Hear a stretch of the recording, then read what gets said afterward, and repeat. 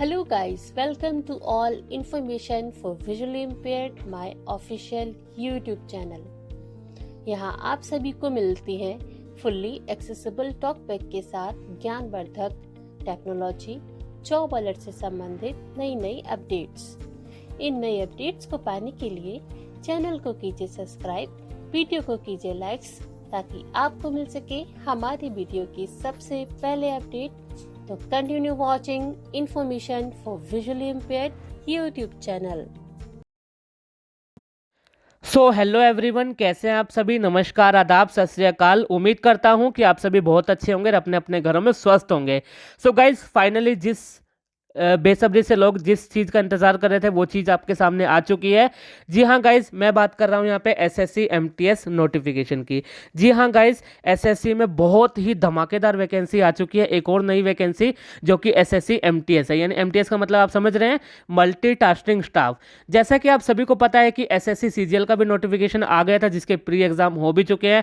SSC CHSL के form भी भरे जा चुके हैं, उसका एग्जाम मार्च में होने वाला है। लेकिन इंतजार था लोगों को एसएससी एमटीएस का, तो वो भी फाइनली आप सभी के सामने नोटिफिकेशन यहाँ पे आउट कर दिया गया है।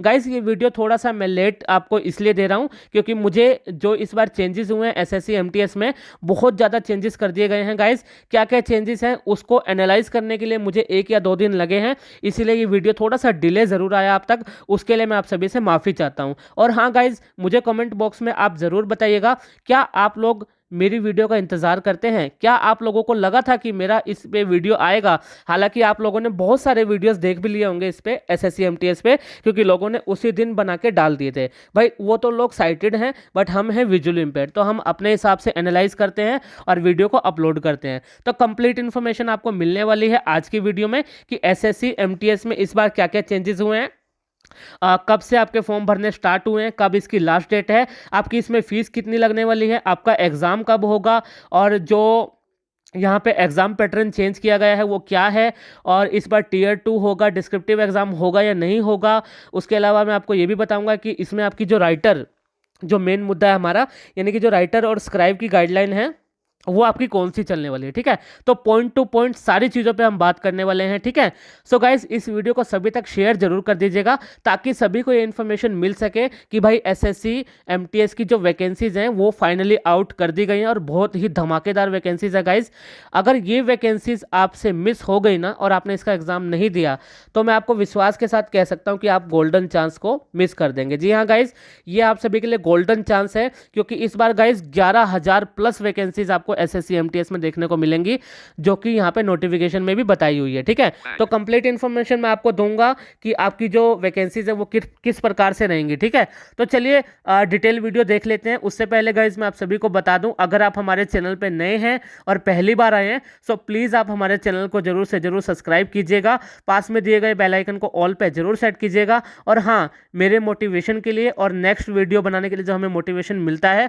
उसके लिए एक लाइक आपका बहुत ज़्यादा महत्वपूर्ण है। तो फटाफट से नीचे दिए गए लाइक बटन पर टैप कर दीजिए ताकि आपका एक लाइक हमें मिल जाए और हम और ज़्यादा मोटिवेट हो सके। तो चलिए गाइज, फाइनली बात कर लेते हैं एसएससी एमटीएस नोटिफिकेशन की। ठीक है, तो गाइज सबसे पहले मैं आपको बता देता हूं कि ये जो एसएससी एमटीएस का नोटिफिकेशन है ये 2022 का है और अभी चल रहा है 2023। इसका कारण यही है कि जब से कोविड आया था तो 1 साल इसका डिले चल रहा है हर एग्जामिनेशन का। ठीक है, और मैं आपको एक खुशखबरी की बात और बता दूं कि 2023 में अभी जो ये नोटिफिकेशन आया ये तो 2022 का है, लेकिन इसके बाद 2023 के अंदर ही एक और नोटिफिकेशन आएगा एसएससी एमटीएस का, जो कि आएगा जून में। ठीक है, तो जब वो आएगा तो उसके बारे में भी अलग से पूरा वीडियो आपको चैनल पे मिल जाएगा। ठीक है, तो चलिए अब बात कर लेते हैं एसएससी एमटीएस के इंपॉर्टेंट चीजों पे। ठीक है, और गाइज, अगर आपने इस वीडियो पे क्लिक कर दिया है और यहां तक आप इस वीडियो को देखते देखते आ चुके हैं, तो मैं ऐसी उम्मीद करता हूं आपसे कि आप इस वीडियो को लास्ट तक जरूर देखेंगे ताकि आपको जो कंप्लीट इन्फॉर्मेशन है वो बहुत अच्छे से मिल सके। ठीक है, तो उम्मीद करता हूं कि वीडियो को लाइक कर दिया होगा, चैनल को सब्सक्राइब कर दिया होगा और इस वीडियो को हर एक ग्रुप में शेयर कर दीजिएगा ताकि सभी को इन्फॉर्मेशन मिल सके। तो गाइज, अगर मैं बात करूं एसएससी एमटीएस ऑनलाइन फॉर्म की, तो ये आपके शुरू हो चुके हैं 18 दिसंबर से, सॉरी 18 जनवरी से। जी हाँ गाइस, 18 जनवरी 2023 से आपके जो ऑनलाइन फॉर्म है वो स्टार्ट हो चुके हैं। और अगर यदि मैं इसकी लास्ट डेट की बात करूं तो 17 फरवरी आपकी लास्ट डेट रखी गई है, यानी कि सिर्फ आपको 1 महीना दिया गया है फॉर्म भरने का, ठीक है। तो आपने इस फॉर्म को बहुत ही ध्यान से भरना है गाइस, कोई भी यहाँ पे मिस्टेक नहीं करनी है आपको, क्योंकि एसएससी एमटीएस का जब हम फॉर्म भरते हैं तो हमें वहाँ पे स्टेट का जो प्रेफरेंस है वो भी पूछा जाता है, ठीक है। यदि आप चाहते हैं कि जो स्टेट प्रेफरेंस होते हैं उनके कोड्स क्या होते हैं, क्या क्या रीजनल के क्या क्या कोड होते हैं, यदि आप चाहते हैं उस पर एक वीडियो अलग से, तो आप मुझे कमेंट बॉक्स में बता सकते हैं। मैं एक सेपरेट वीडियो बना दूंगा कि भाई आपका जो किस किस स्टेट का क्या क्या कोड है और किस तरीके से आपको प्रेफरेंस में इनको रखना है, ठीक है। और बिना प्रेफरेंस के अगर आप फॉर्म भर देंगे तो वो बहुत गलत हो जाएगा, आपका फाइनल सिलेक्शन भी इससे रुक सकता है। इसलिए बोल रहा हूँ इस वीडियो को लास्ट तक देखते रहिएगा ताकि आपको सारी जानकारी मिल सके, ठीक है। तो मैंने आपको बता दिया 18 जनवरी से लेकर 18 जनवरी से लेकर 17 फरवरी तक आपके ऑनलाइन फॉर्म भरे जाएंगे। और आपकी जो फीस है इसमें वो बिल्कुल जीरो है, विजुअली इंपेयर्ड पीडब्ल्यूडी कैटेगरी की बिल्कुल जीरो फीस रखी गई है, यहाँ पे कोई फीस नहीं है आपकी। और यदि इसके अलावा मैं बात करूँ, मान लीजिए अगर आपने अपना फॉर्म भर दिया और लास्ट डेट भी निकल गई और आपसे आपके फॉर्म में कोई मिस्टेक हो गई, जैसे बहुत बड़ी मिस्टेक क्या होती है ब्लाइंड के साथ कि भाई वो स्क्राइब पर टिक नहीं कर पाते हैं जो साइबर कैफे वाले हैं, तो वो छूट जाता है उनसे, ठीक है। तो आपको एक और मौका दिया जाएगा, 23 फरवरी को इसकी करेक्शन विंडो ओपन हो जाएगी। 23 फरवरी को आपको 250 रुपये पेमेंट करके आप अपने फॉर्म को करेक्शन कर सकते हैं, ठीक है। तो जब इसका करेक्शन का नोटिस आएगा, जब इसकी करेक्शन विंडो ओपन होगी, तो वो वीडियो भी आपको हमारे चैनल के थ्रू अपडेट दे दिया जाएगा, ठीक है। बस आप चैनल के साथ रेगुलर बने रहें, आपको अपडेट्स मिलती रहेंगी टाइम टू टाइम, ठीक है।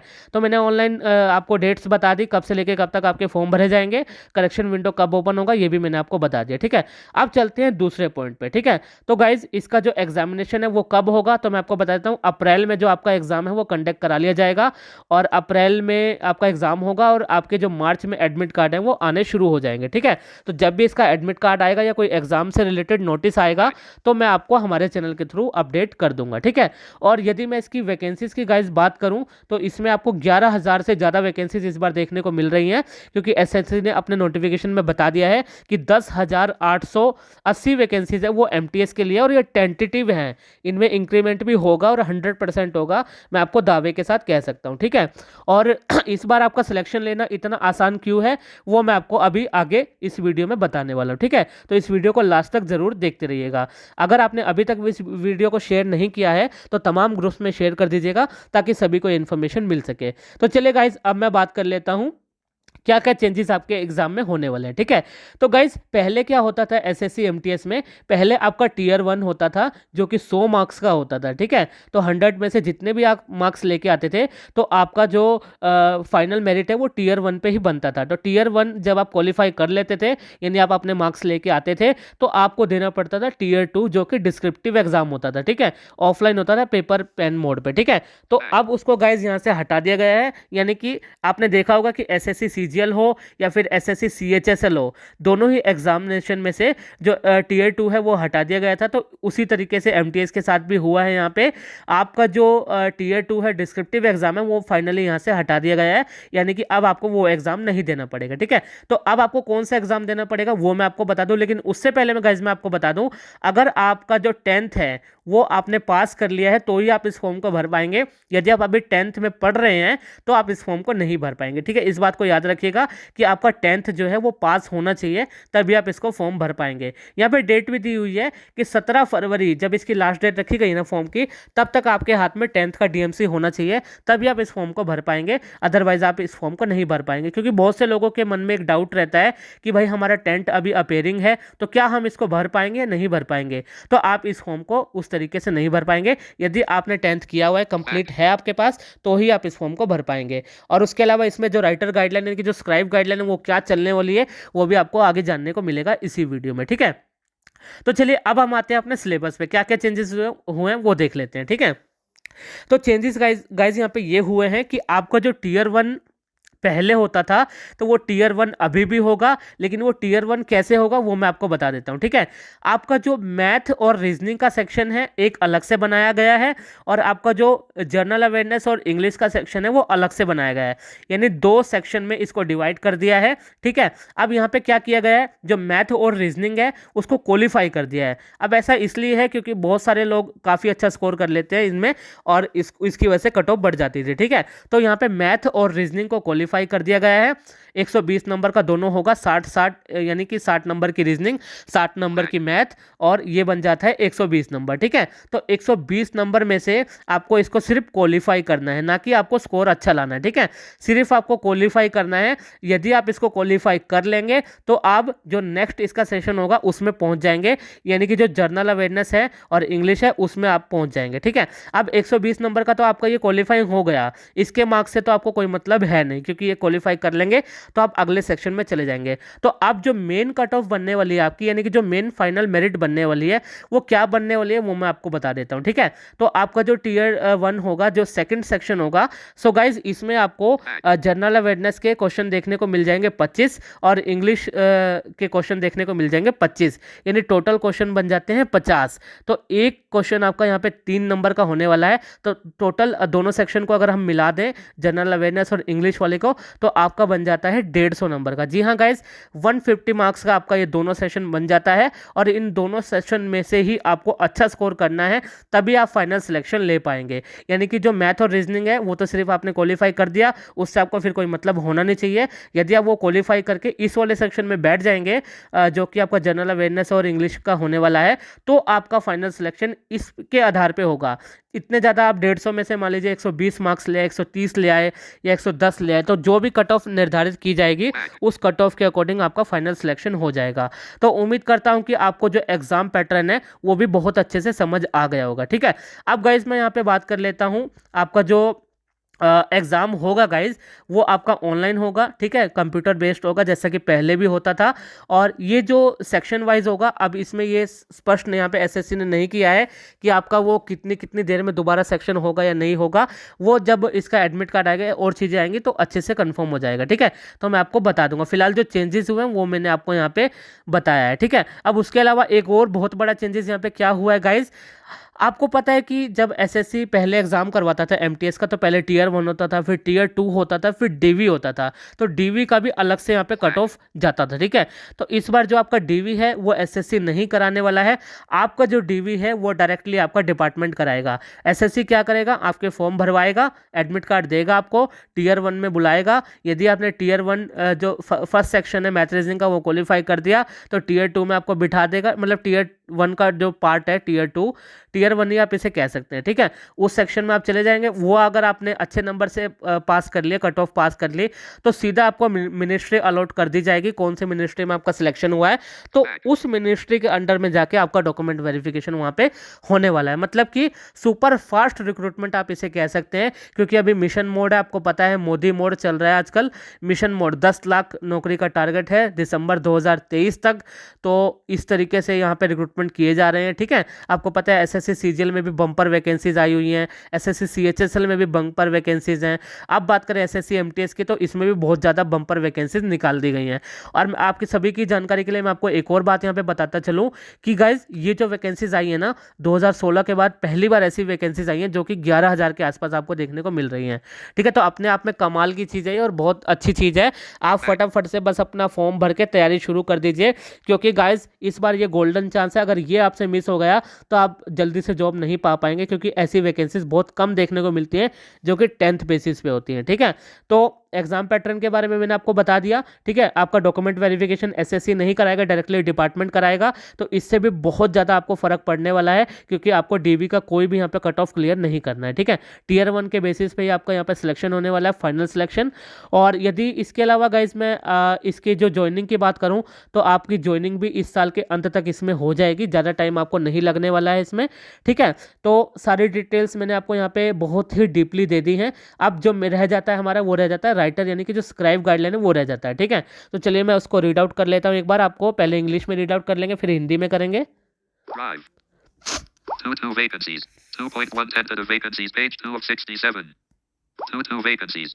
To page 3 of 63, name of post functional requirement. Page 4 of 646, age limit as on 1/1/2020. For page 5 of 513, widows / divorced women / June. Page 666.7.1.2, who has been relieved from such. Page 7 of 7, candidature will be cancelled. The formats of the certificates are annexed with the note. 66.7.1.2, who has been relieved from such service on medical grounds attributable to military service or circumstances beyond his 7. Page 8 of 67. Aid right examination on his behalf from the chief medical officer / 7, candidature will be cancelled. The formats of the certificates are annexed with the notice of this examination. The certificate of disability issued under the Persons with Disabilities, Equal Opportunities, Aid right examination on his behalf from the chief medical officer / civil surgeon / medical superintendent of a government healthcare institution. As per Proforma and Annexure I 8.3, the facility of scribe will also be provided to PWD. So guys यहाँ पे scribe के बारे में बताया हुआ है, तो चलिए पहले इसको इंग्लिश में रीड आउट कर लेते हैं, फिर हम इसको हिंदी में रीड आउट करेंगे। ठीक है, बड़े ध्यान से सुनिएगा, बहुत अच्छे से डिटेल में यहाँ पे लिखा हुआ है। Aid right examination on his behalf from the chief medical officer / civil surgeon / medical superintendent of a government healthcare institution. As per Proforma and Annexure I 8.3, the facility of scribe will also be provided to PWD candidates having disability less than 40% and having difficulty in writing in pursuance to OM number 29-6/2019 DD3 dated 10.08.2022 issued by Department of Empowerment of Persons with Disabilities, Ministry of Social Justice and Empowerment. The facility will be provided on production of certificate as per Annexure Iowa and Annexure IB.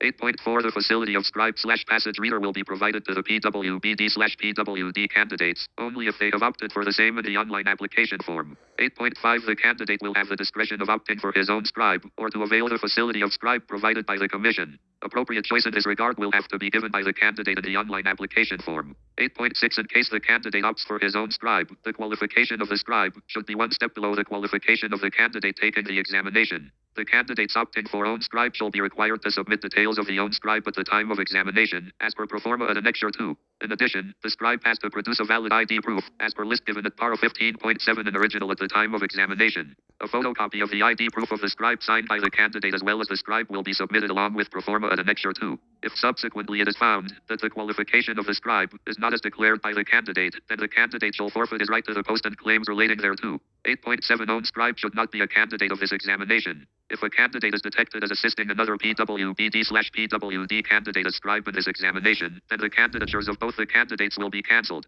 8.8 A compensatory time of 20 minutes per hour of examination will be provided to the candidates who are allowed use of scribe as described at Para 8.1, 8.2 and 8.3 above. 8.9 The candidates referred at Para 8.1, 8.2 and 8.3 above who are eligible for scribe, but do not avail the facility of scribe will also be given compensatory time of 20 minutes per hour of examination. 8.10 No attendant other than the scribe for eligible candidates will be allowed inside the examination hall. 8.11 One-eyed candidates and partially blind candidates who are able to read the normal question paper set with or without magnifying glass and who wish to write / indicate the answer with the help of magnifying glass. So guys आपने देखा यहाँ पे बहुत अच्छे से हमने इसको read किया, तो फाइनली यहाँ पे कंक्लूजन यही निकल के आ रहा है कि आपकी जो स्क्राइब गाइडलाइन है गाइज वो 2018 वाली 29 अगस्त वाली 2018 वाली है, वही यहाँ पे लागू की गई है, जो कि हर बार होती है। यानी कि आपकी क्वालिफिकेशन के 1 स्टेप बिलो आपका स्क्राइब होना चाहिए। सपोज कीजिए आपका क्वालिफिकेशन पीजी है, आपने पोस्ट ग्रेजुएशन कर लिया, कंप्लीट हो गया, ठीक है, और आप ये फॉर्म भर रहे हैं 10th बेसिस पे, ठीक है। तो इसका मतलब ये नहीं है कि आपको 10th का राइटर लेके जाना है। इसका मतलब ये है कि अगर आपने पोस्ट ग्रेजुएशन किया हुआ है तो आप एमए फाइनल ईयर का भी राइटर लेके जा सकते हैं, पीजी फाइनल ईयर का या फर्स्ट ईयर का भी लेके जा सकते हैं, ग्रेजुएशन वाला तो आप लेके जा ही सकते हैं, ठीक है। यदि आपने ओनली फॉर ग्रेजुएशन ही किया है तो आप ग्रेजुएशन सेकंड ईयर का, फर्स्ट ईयर का वो लेके जा सकते हैं, ठीक है। अगर आपने ग्रेजुएशन भी नहीं किया है तो आप 12th और 11th का राइटर भी अपना लेके जा सकते हैं, ठीक है। तो कहने का तात्पर्य यही है कि आपकी क्वालिफिकेशन के एक स्टेप नीचे आपका जो स्क्राइब है यानी कि जो राइटर है वो आपका होना चाहिए, ठीक है। डिटेल तो और भी बहुत सारी है गाइज इसमें डिसेबिलिटी से रिलेटेड। अगर वीडियो को ज़्यादा बड़ा करूंगा तो हो सकता है आप लोगों को भी दिक्कत हो सुनने में, तो फाइनली चलिए मैं इसको एक बार हिंदी में रीड आउट कर लेता हूँ। चलिए इसको कॉपी कर लिया हमने, अब इसको हम ट्रांसलेट में ले चलते हैं। Page 3, page for Packers and Mover, Play Side, Samsung members. Page Fox Spots Wiki, Telegram, Translate. Enter text. Enter showing recently, swap languages. 8 right examination on his, 8 right examine, go. 8 right examination on his behalf, Hindi. चलिए guys अब इसको हिंदी में read कर लेते हैं, ठीक है। बड़े ध्यान से सुनिएगा ताकि आपको अच्छे से चीजें समझ आ जाएं। 8 उनकी ओर से मुख्य चिकित्सा अधिकारी सिविल से लिखित परीक्षा, एक सरकारी स्वास्थ्य देखभाल के सर्जन चिकित्सा अधीक्षक संस्थान अनुलग्नक। में प्रोथार्मा के अनुसार 8.3 विकलांग उम्मीदवारों को स्क्राइब की सुविधा भी प्रदान की जाएगी। विकलांगता 40% से कम हो और इसके अनुसरण में लिखने में कठिनाई हो। विभाग द्वारा जारी कार्यालय ज्ञापन संख्या 29 जून 2023 3.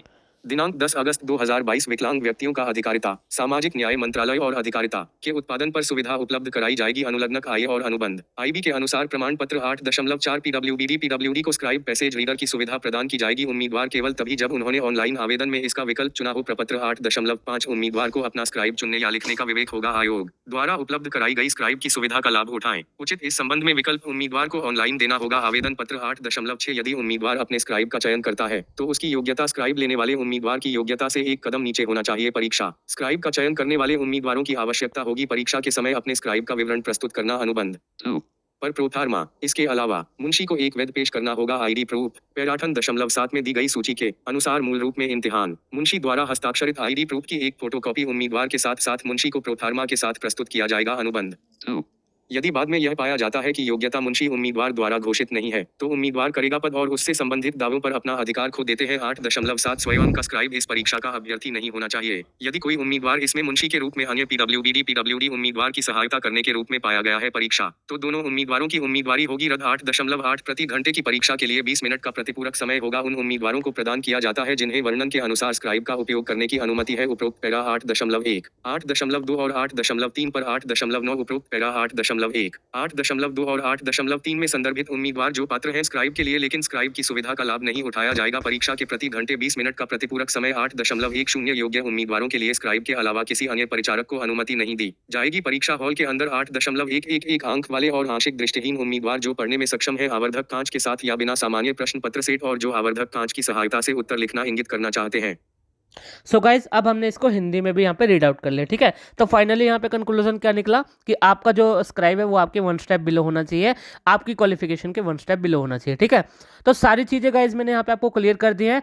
18 जनवरी से लेकर 17 फरवरी तक आपके यहाँ पे फॉर्म भरे जाने हैं ऑनलाइन। ठीक है, कोई आपकी जो फीस है इसमें बिल्कुल जीरो है, ब्लाइंड की कोई फीस आपकी नहीं लगने वाली है। 11,000 से ज़्यादा वैकेंसीज यहाँ पे बताई गई हैं। अभी किस किस डिपार्टमेंट में कितनी कितनी वैकेंसीज है ये आपको लास्ट में जानने को मिलेगी जब आपका Tier 1 हो जाएगा या उसके आसपास एसएससी अलग से डिक्लेयर कर देगा कि कौन कौन से डिपार्टमेंट में कितनी कितनी वैकेंसीज विजुअली इम्पेयर्ड के लिए दी गई हैं।